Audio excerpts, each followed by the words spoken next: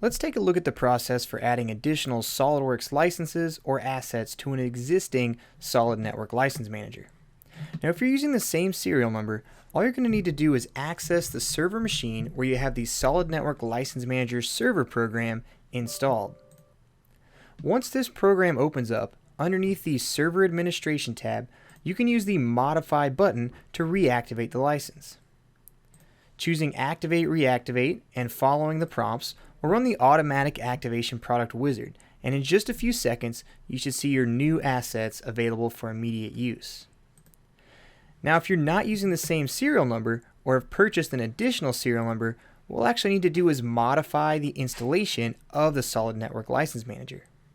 To do this, access your Apps and Features or your Programs and Features list and find the SolidNetwork License Manager. Instead of uninstalling it, choose to modify this installation. This will launch the Installation Manager, and after choosing Next, you can again select Modify. Enter in your new serial numbers, and you can enter multiple serial numbers separated by commas. After following the prompts, the installation should again just take a matter of seconds, but there is one more step. Just as I showed you before, you'll need to launch that SolidNetwork License Manager server, and underneath the Modify button, go ahead and follow the prompts to automatically activate. If you have any questions about this, please let us know.